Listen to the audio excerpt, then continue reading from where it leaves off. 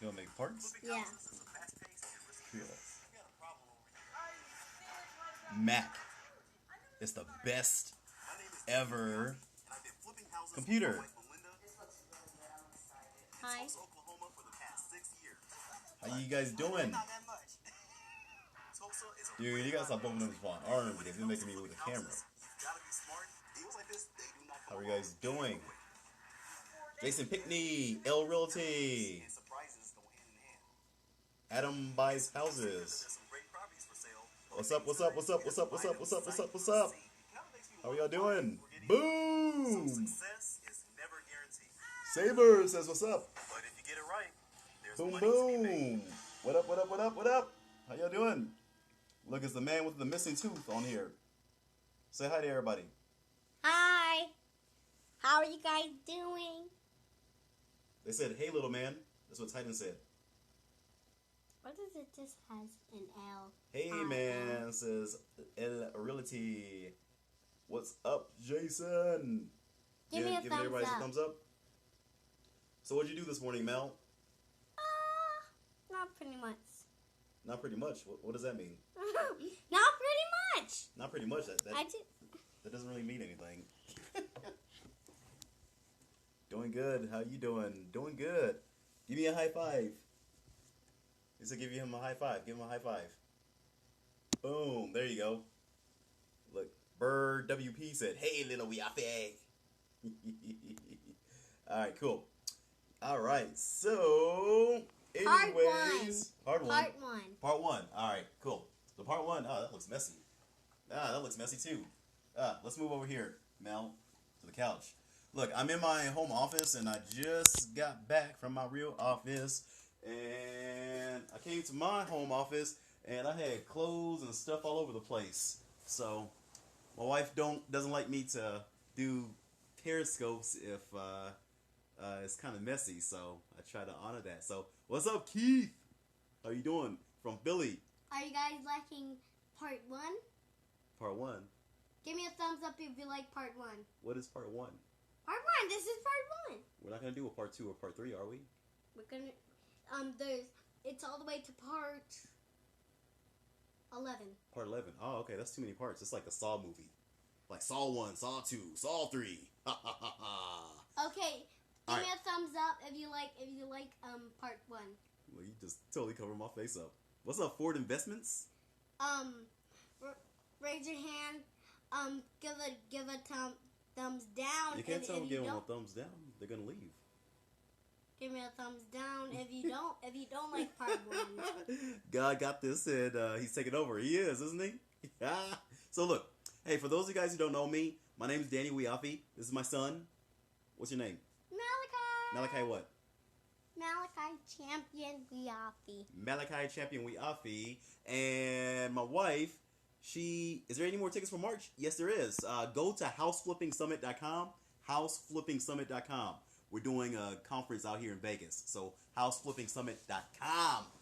So, look, the three of us, we did a show on HGTV called Flipping the Heartland. Had fun. Yep. But even before that, I got started doing wholesaling back in Tulsa, Oklahoma, back in 2010. And so, for those of you guys who don't know what wholesaling is, am I going to pass the wholesaling down to my son? I sure am, along with these good chocolate looks. But look, yeah, definitely I'm going to teach them to be a businessman. I believe that entrepreneurship and being a business person or business savvy is something that every small child should learn. So, look, so anyways, got started in 2010, wholesaling houses in Tulsa, Oklahoma. And basically, for those of you guys who don't know what wholesaling is, it is you going out there, you find a deep discount property that's discounted because in many cases, somebody has abandoned their house. You lock it up for one price, let's say $20,000. You find a cash buyer for $30,000. You marry the two, you combine them, and the buyer brings $30,000 to the closing table. Out of that $30,000, the seller gets paid $20,000. There's a difference of $10,000 in that scenario. And the person who gets the $10,000 is you, the wholesaler. You got money. Bird WP says, I remember you from this interview with Adura. Long interview. Look, I'll tell you what. Adura, he comes from Nigeria, West Africa. My people, they come from Ghana in West Africa.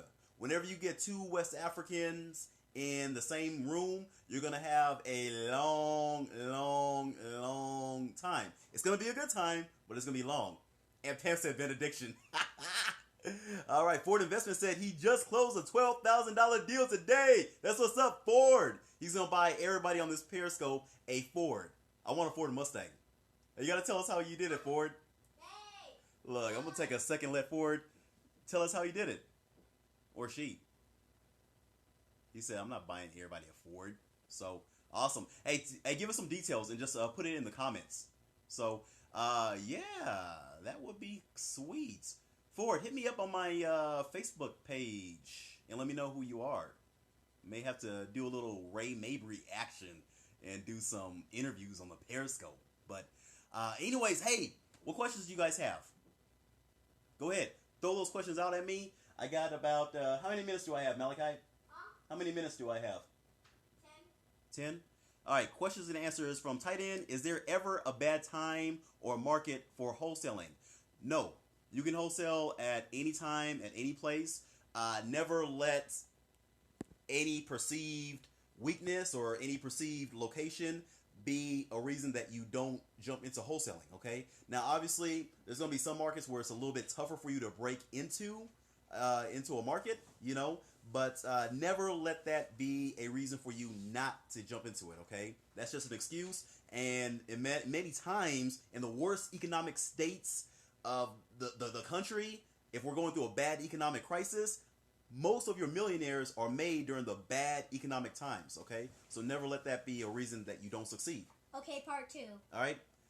How much earnest money do you put down? Asked True News. I put down $20, okay? $10 to $20. Part 2? That's awesome. Cool. All right. So I put down $10 to $20 earnest money deposit, okay? BizWP says, my question was about getting a few techniques from you about finding motivated sellers. Okay. So a few ways for you to get motivated sellers: bandit signs, postcards, yellow letters, internet marketing, pay-per-click. Okay, you can cold call for sale by owners. Okay, and you are looking for people that are motivated who want to sell their house for cents on dollars. Okay, now if you're just jumping into this, some of my preferred ways for newbies is to use bandit signs, okay? You're going to put them at major intersections. You're going to put them in highway exits. You're going to put them in places where traffic ties up and it jams, okay? So that people can see your signs. It's going to say, we buy houses, fast for cash, any condition or area. You're going to have a Google Voice phone number on there, okay? Or you can do yellow letters or postcards to an absentee owner list, okay? Make sure that the people have high equity. If you don't want to do absentee owner lists, you can do probates, okay? You can do eviction lists. You can Jason Pickney says, when did you do your first rehab? Did you use your own money? And how much did you get the loan for? Okay, look. So when I did my first rehab, I did not use my money. I had connections, okay? So basically, I teamed up with a gentleman out of California, and he basically had a list of people that were down in California who wanted to invest their self-directed IRAs into real estate, okay? And so basically, the return that they got on their money was anywhere between 10 to 12%, okay? So we got a pretty good rate on that, and yeah, we used all that money in the rehab, and I believe we spent about $110,000 total money invested, and then we made $30,000 on that. All right, contracted a deal for $22,000, sold it in 1 hour to $33,000 to his investor. Good job, Ford. I missed the first part of it, but I got the last part. So Tomasha says, how much money did you use at the start of wholesaling? Okay, so when I first started marketing back in Tulsa, Oklahoma, I just strictly focused on bandit signs because that's all I really knew at that time period. And I put out 50 bandit signs a week, okay? Back then, the signs and the stakes cost me about $2 a piece. So I was spending about $100 in advertising a week. So $400 a month in advertising, Okay, if you can come up with $300 to $500 in advertising each month, you're good. Brian Stenart, my man, says how to estimate repairs for a fire burn house. $15 per square foot. I think that's what you said. Hey man, you got me on a roll. I'm in a rhythm. You can't break up the rhythm, brother. What? Real quick. Story. Story time is in part 5 and part 6. Cool. That's awesome. Part 2 See, I'm trying to teach this little brother about timing. You know, everything got to work in timing and rhythm. Okay. So look, fire damage house. Okay. Fire damage house, definitely don't use a $15 times a square foot footage of the property, because that's going to be way too low. So you're probably going to be looking at more like $30 to $50 times the square foot of the property. But you guys, whenever you're doing an estimate on the repairs to a house, unless you are really versed in doing that, what's up, only one Miss Liberty? What's up, Sir William? Unless you're really versed in doing rehabs, you're only going to be able to come up with the estimate at best, okay? And if you like what I'm saying, just go ahead and give me some hearts and invite your friends to come watch the rest of this, because we're going to give some good, juicy stuff, okay? So look, if somebody has a burned out property, then you're going to use $30 to $50 times the square footage of the house, okay? If somebody has a property where it's good to go, it's good to live in, it doesn't need much work, you're going to use $10 times the square footage of the house. And you're going to go up from there, $15 times the square footage of the house to $20 times the square footage of the house if it needs moderate updating. Ford says, I contacted a fire damaged house for $13K, sold it for $25K. That's where it's at. Okay, what type of marketing did you use? All right, and go ahead and ask the next question. L Realty Group says, need help with PPC, DW, good headline. If you're doing PPC my son wants to show you guys this. Okay, it's part 3 now. Part 3? Quickly. Part 3. All right, awesome. Part 3. Everybody say part 3. Yeah. All right, cool. Say part 3. Let's see. Next question. Other wholesalers and realtors. Okay, cool. Hey, somebody asked a question and I forgot. Oh, yeah, PPC. All right, cool. Good headline for PPC. If you're selling a house, then I would say need to sell house fast, question mark. I will put in a geographic location. So if you're in, let's say, Miami, you could put down, I buy Miami houses. There's not much room that they give you in Google AdWords to hit up a good headline. So when you're using Google AdWords pay per click, try to focus on the mobile campaign, and then try to focus on the content marketing. Okay, focus on those first and create 2 separate campaigns for that. Okay, somebody asked, would I wholesale properties in Detroit, Michigan? I have no issues with Detroit, Michigan. There's better markets to focus on than Detroit. But if you live in Detroit, then go ahead and focus on those markets. But do know that the prices of real estate are very, very, very dirt cheap, and investors are going to be looking for a hell of a deal in that market. SEO, yes, SEO is good. Use YouTube for SEO. Volker said, would you wholesale properties in LA? Yeah, I would. Not in the market of LA, but I would focus on suburbs within LA. Okay, and focus on medium income, working class neighborhoods in LA. Focus on niche lists. Focus on probates. Focus on eviction lists. Things like that. Throw me some questions. Okay. And until somebody asks the next question. Hey, Malachi, they said, how old are you? Titus said that you are the same age as his son, who is 6. Are you 6? Yep. Yeah. Do you like being 6? Yep. All right, cool. Somebody asked where you get the eviction list. You get it from the city. So go downtown to the people that, the code enforcement folks and the people that handle evictions, and they should potentially have a list. Song time is between part 8 and part 9. We're not there yet. We're almost to story time. Cool. That's awesome. All right. Tamasha asked, how long did it take you to make sure your first wholesale deal? I think she's asking, how long did it take for my first wholesale deal to go through? It took me about 7 to 8 months. Okay.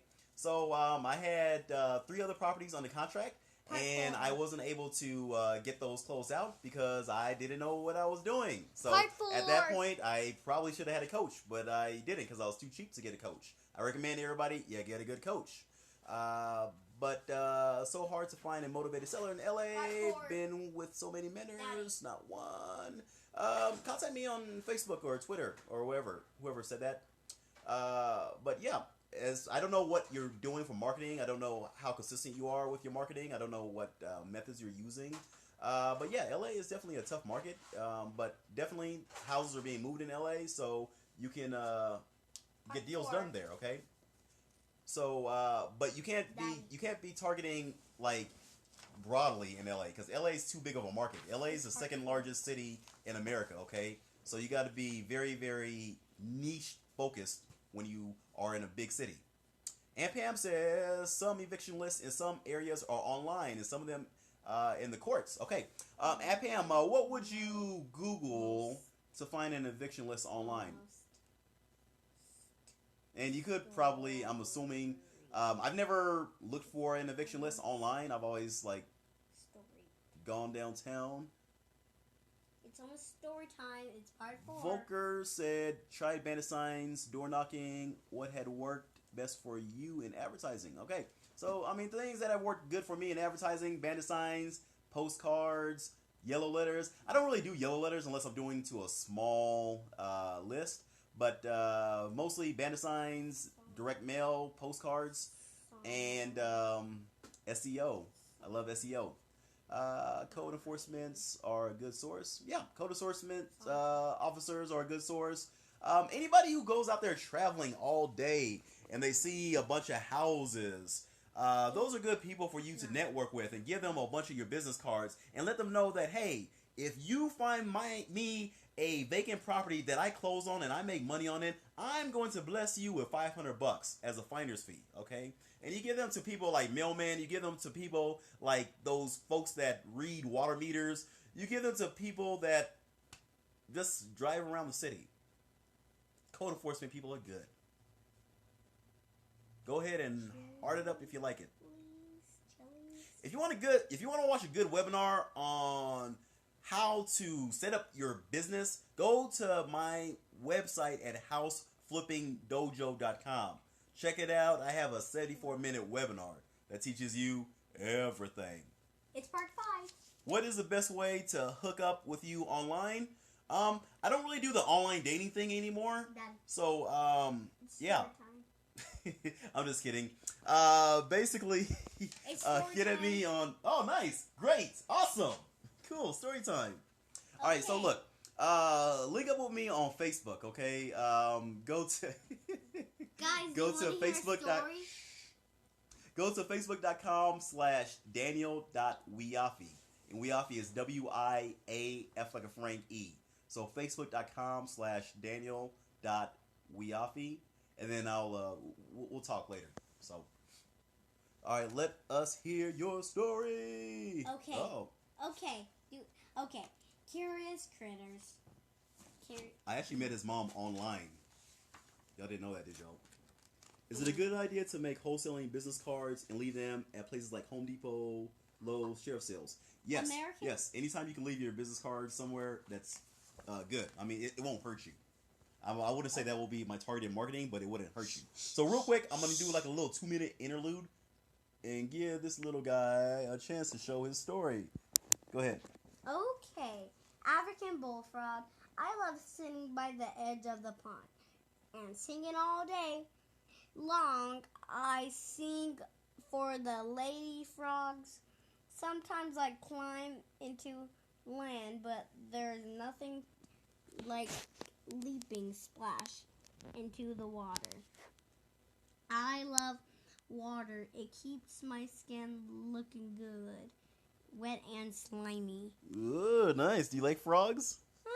Kind of. Kind of? Yeah, because they get all the flies away. They get all the flies away? We don't have any flies down here in Vegas. American toad, some. Reading is necessary for a good job. Hey, you guys, I'm very proud of him because he's in kindergarten right now, and he reads at a 2nd grade level. So they take him to 2nd grade classes, what? How many times a week?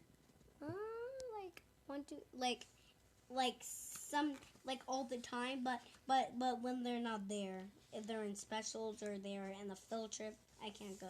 Do they take you like what 2 times a week or 3 times a week to the second grade reading class?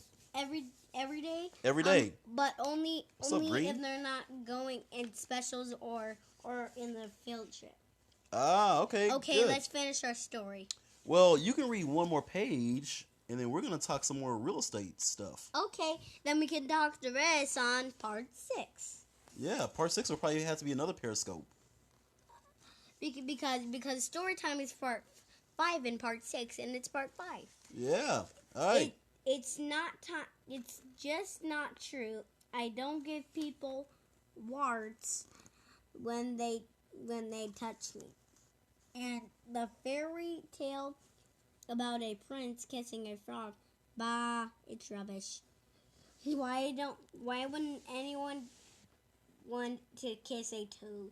Okay, so I might not be the almost handsome critter, but I make a beautiful trilling call.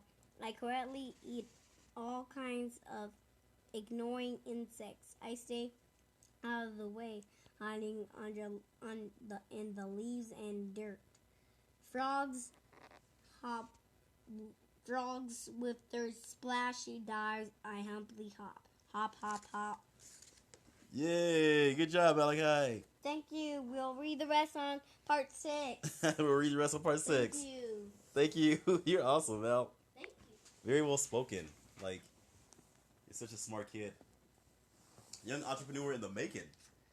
Overflow says, what's the best way to market my contract with a limited buyer's list? Okay, so with the marketing, oh yeah, and I need to get with you, get the site to register. Houseflippingsummit.com. Houseflippingsummit.com. All right, so Keith, definitely make sure you message me because I know that you got that property under contract. So Keith is actually one of my students in Philadelphia. So he just got his first property under contract today for like $5,000. All right, this dude killed it. All righty, and he's a God-fearing man, which I love. So look, basically what you would do, Keith, is we're going to with the buyers that you do have, we're going to email them the details of the property. Okay, so we're going to put the pictures and the video walkthrough that you have of the property. Hopefully you had good lighting on there because I know you were only able to get there in the evening time. We're going to put those on YouTube. We're going to put them on the website. We're going to go ahead and blast that out to the list. We're going to go ahead and text your email list. I'm sorry, your buyers list, okay? We're going to put bandit signs around the area where your house is at. Just because I know it's a squatter who's living in the property, so they're not going to mind, right? And we may even put a for sale by owners sign in the yard. So we'll go through some of the different things that we'll do. So we're going to have some pretty juicy stuff that we do for you, Keith. So ask some questions. Another thing about the business cards, should I put wholesaler or investor? You are a real estate investor. Look, the way I deem it is we're real estate. You're welcome, Keith. We're real estate entrepreneurs, okay? But if you had to put something in your card, put real estate investor because nobody knows what a wholesaler is, okay? Do you get leads from a attorney? I don't get leads from an attorney, but you can get leads from an attorney, from a probate attorney.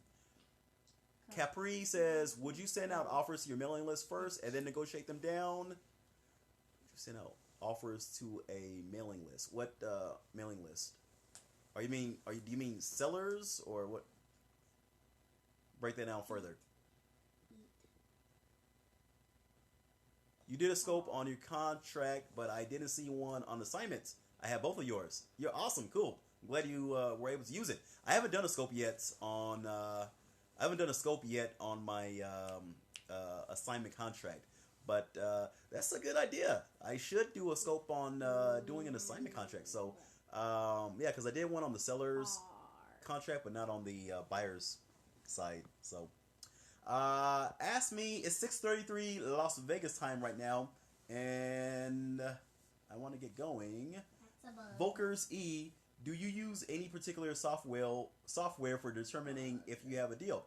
No, I mean, I just use my typical equation, and your typical equation is going to go something to the effect of 65 to 70% times the